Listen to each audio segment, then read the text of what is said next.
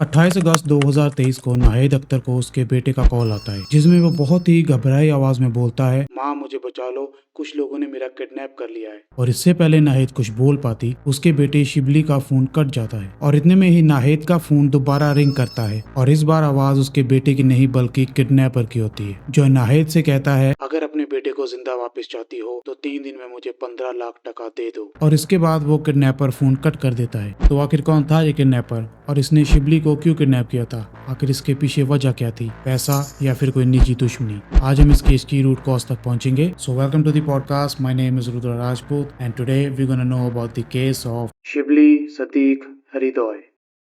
20 साल का शिबली सदीक हरिदोय बांग्लादेश के बांद्राबन का रहने वाला एक बहुत ही होनहार, मेहनती, ईमानदार और शांत स्वभाव का लड़का था। शिबली के फादर एक ट्रक ड्राइवर थे और शिबली की मां नाहिद अख्तर एक हाउसवाइफ। शिबली एक बहुत ही गरीब फैमिली से बिलोंग करता था, लेकिन फिर भी वो अपनी स्टडी को आगे कंटिन्यू रखना चाहता था। तो इसीलिए शिबली कदालपुर स्कूल एंड कॉलेज में एडमिशन लेता है और शिबली अपने पेरेंट्स के ऊपर अपनी स्टडी का बोझ नहीं डालना चाहता था, इसलिए अपनी स्टडी का खर्चा उठाने के लिए वो कदालपुर के ही एक पोल्ट्री फार्म में जॉब करने लगता है। और उसी पोल्ट्री फार्म में 6 और लोग काम करते थे और वो सभी 6 के 6 लोग मारमा ट्राइब से बिलोंग करते थे। और मारमा ट्राइब बांग्लादेश की सेकंड लार्जेस्ट एथनिक कम्युनिटी है। तो एक ही जगह पर काम करने के कारण शिबली और वो 6 मारमा ट्राइब के लड़कों के बीच काफी अच्छी और गहरी दोस्ती हो जाती है। शिबली एक मेहनती और ईमानदार लड़का था और वो अपनी पोल्ट्री जॉब को भी बहुत ही ईमानदारी से करता था एंड यही चीज देख के वहाँ का ओनर बहुत इंप्रेस होता है एंड शिबली को एज ए मैनेजर अपॉइंट कर देता है। तो शिबली के मैनेजर बनने के बाद उसके सभी दोस्त काम चोरी करने लगते हैं, काम को ठीक तरीके से नहीं करते,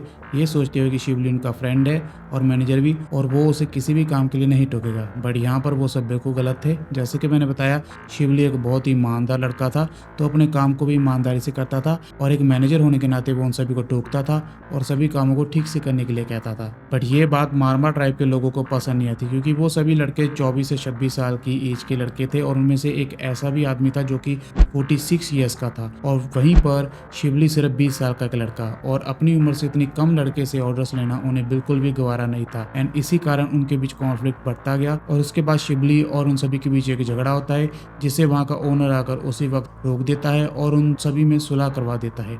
और इसके बाद शिबली इस झगड़े को भूलकर अपनी पढ़ाई और काम पे फोकस करने लगता है। बट वही दूसरी तरफ मारमा ट्राइब के लोग इस झगड़े को नहीं भुला पाए और डे बाय डे उनकी नफरत शिबली के लिए बढ़ती गई और ये नफरत बढ़ते बढ़ते इतनी बढ़ गई कि इस लड़ाई के ठीक 2 महीने बाद मारमा ट्राइब के लोग शिबली को पोल्ट्री फार्म से ही 28 अगस्त 2023 की रात को किडनैप कर अपनी कार में उठा ले जाते हैं। पर किडनैपिंग के दौरान शिबली के पास उसका फोन था और फिर शिबली मौका देखते ही अपनी माँ को कॉल करके अपनी किडनैपिंग के बारे में बताता है। पर तभी उसमें से एक किडनैपर उसका फोन छीन कर उसकी माँ को कॉल करके उससे उसकी जान के बदले 15 लाख टका मांगता है। तो इसके बाद अपने बेटे की किडनैपिंग की खबर सुनते ही शिबली के पेरेंट्स घबरा जाते हैं। शिबली की फैमिली बहुत ही ज्यादा गरीब थी और 15 लाख टका जमा कर पाना, वो भी 3 दिन में, उनके लिए नेक्स्ट टू इम्पॉसिबल था। पर फिर भी वो अपनी तरफ से पूरी कोशिश करते हैं, लेकिन 15 लाख टका जमा नहीं कर पाते। फिर 3 दिन बाद यानी 31 अगस्त 2023 को किडनैपर्स दोबारा कॉल करते हैं फिरौती की रकम मांगने के लिए। पर शिबली के फादर उनसे पैसे कम करने की गुजारिश करते हैं, क्योंकि इतने पैसे वो कभी भी इकट्ठे नहीं कर पाएंगे। सो किडनैपर शिबली के दोस्त थे, तो इसी कारण वो उसकी फैमिली की कंडीशंस के बारे में जानते थे, तो वो रकम को कम करके 15 लाख टका से 2 लाख टका कर देते हैं और उनको और 3 दिन का वक्त देते हैं। वैसे 2 लाख टका भी एक गरीब के लिए जमा कर पाना बहुत ही मुश्किल होता है, पर अपने बेटे की जान के लिए वो दर दर भीख मांग कर 2 लाख टका जमा कर लेते हैं। और फिर 4 सितंबर को किडनैपर का कॉल आता है और वो शिबली के फादर को पैसे लेकर बंदरबन डिस्ट्रिक्ट हेडक्वार्टर्स आने को बोलता है। सो अपने बेटे को वापस देखने की आस में शिबली के फादर पैसे लेकर लोकेशन पर अकेले पहुंच जाते हैं, जहां पर 2 आदमी अपना फेस कवर करके उससे 2 लाख टका लेने आते हैं। और शिबली को वहां ना देकर शिबली के फादर किडनैपर से शिबली के बारे में पूछते हैं, जिस पर किडनैपर्स बोलते हैं कि जब वो पैसा देकर घर जाएगा तो उनका बेटा उन्हें घर पर मिल जाएगा।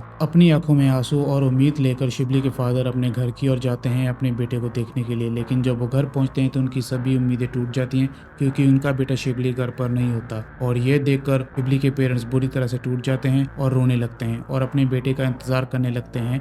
और इसी इंतजार में अगले 3 दिन बीत जाते हैं, लेकिन उनका बेटा घर नहीं आता। तो अपने सामने कोई भी चारा ना पाकर शिबली के पेरेंट्स 7 सितंबर को राउजन पुलिस स्टेशन में अपने बेटे की मिसिंग रिपोर्ट लिखाते हैं एंड पुलिस को पूरा माजरा बताते हैं। फिर पुलिस के पूछने पर शिबली की मदर उन्हें बताती है कि आज से 2 महीने पहले उनके बेटे का उनके कोवर्कर के साथ पोल्ट्री फार्म में झगड़ा हो गया था और उससे पहले उनके बेटे का कभी किसी से झगड़ा नहीं हुआ। एंड इस स्टेटमेंट के बाद पुलिस तुरंत पोल्ट्री फार्म की ओर बढ़ती है एंड वहां जाकर वो 4 लोग उमुंगचिंग मारमा, चुइचिंग मारमा, अंगथुइमुंग मारमा एंड अक्यूथावाई मारमा को अपनी कस्टडी में ले लेती है। इसके बाद पुलिस स्टेशन में उनसे पूछताछ होती है, लेकिन शुरू में कोई भी कुछ नहीं बोलता, पर पुलिस जब मुंह खुलवाने पे आ जाए तो वो बड़ों बड़ों का भी मुंह खुलवा लेती है। तो थोड़ी सी सख्ती बरतने के बाद वो सच्चाई बता देते हैं और पुलिस को ये पता चलता है कि इस पूरे क्राइम का मास्टरमाइंड है वो 46 इयर्स का उमंगचिंग मारमा और बाकी के सभी इसके पार्टनर है जिन्होंने बदला लेने के लिए और पैसों के लिए शिबली का किडनैप किया था। पर किडनैपिंग के 2 दिन के बाद शिबली उनमें से 2 लोगों का चेहरा देख लेता है और अभी वो सभी जान गए थे कि अगर शिबली को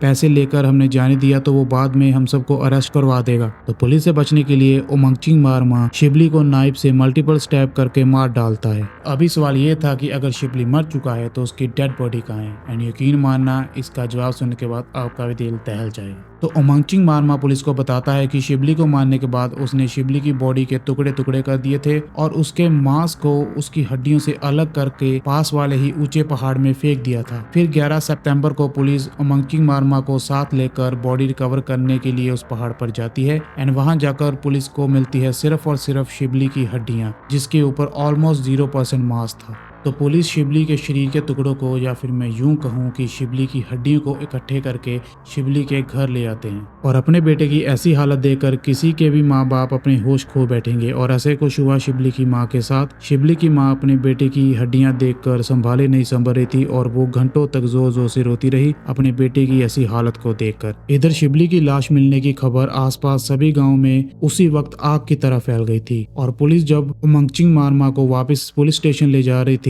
तभी रास्ते में ही गुस्से से भरी जनता ने पुलिस के रास्तों को पेड़ों से ब्लॉक कर पुलिस की कार को रोका और शिबली के कातिल उमंगचिंग मारमा को पुलिस की कार से बाहर निकालकर गुस्साई भीड़ ने बहुत ही जोर जोर से मारा और उसे तब तक मारते रहे जब तक उमंगचिंग मारमा की जान नहीं चली गई। और इस तरह उमंगचिंग मारमा को उसके किए की सजा वहीं पर जनता ने ही दे दी। पर यहाँ तक सवाल था बाकी के सभी दोषियों का, उन सबको भी जेल में डाल दिया गया। पर कहानी अभी यही खत्म नहीं होती। कुछ टाइम के बाद एक और रिपोर्ट निकल कर आती है जिसमें उमंगचिंग मारमा ने ये कन्फेस किया था कि उसने और उसके साथियों ने शिबली के टुकड़े करने के बाद उसकी लाश से मांस अलग करके उसे पकाकर खा लिया था। Can you believe it? वो कैनिबल्स थे जिन्होंने अपने ही दोस्त का किडनैप कर उसका मर्डर कर उसकी लाश को पकाकर खा लिया। और एक और बात बताऊं, ये बिल्कुल भी सच नहीं है, ये सिर्फ एक अफवाह थी जिसे खुद बांग्लादेश की पुलिस ने 1 अक्टूबर की प्रेस कॉन्फ्रेंस में डिबंक किया था। पुलिस ने यह बताया था कि उमंगचिंग मारमा ने हड्डियों से मांस तो अलग जरूर किया था, बट सिर्फ ना पकड़े जाने के डर से, ताकि पुलिस को रिट्रीवल एविडेंस कम मिले और वो बच कर निकल जाए। एंड यहाँ पे मीट खाने की कोई भी इंफॉर्मेशन मौजूद नहीं थी। सो इन रियलिटी ये बिल्कुल भी सच नहीं है कि शिबली के दोस्तों ने, या फिर मैं यूं कहूँ कि शिबली के कातिलों ने उसकी डेड बॉडी को पकाकर खाया था। ये सिर्फ एक रॉन्ग रिपोर्ट थी, एक अफवाह जो फैली थी। एंड इसी अफवाह की वजह से इस केस को इतनी ज़्यादा हाईलाइट मिली, सिर्फ बांग्लादेश में नहीं बल्कि बाकी के देशों में भी। सो अभी आप लोग अगर खुद इस आर्टिकल को पढ़ना चाहते हैं तो मैं इसका लिंक डिस्क्रिप्शन में दे रहा हूँ। आप उस लिंक पर क्लिक करके खुद इस आर्टिकल को पढ़ सकते हैं। जब आप इसको बॉटम तक स्क्रॉल करेंगे तो वहाँ पर आपको ये मांस ना खाने वाला पार्ट मिल जाएगा। उम्मीद करता हूँ कि आपको आज की वीडियो अच्छी लगी होगी और ऐसे ही और वीडियोज़ देखने के लिए please subscribe to this channel. और बहुत ही जल्द मैं मिलूंगा आपको एक नए केस के साथ। तब तक के लिए नमस्कार।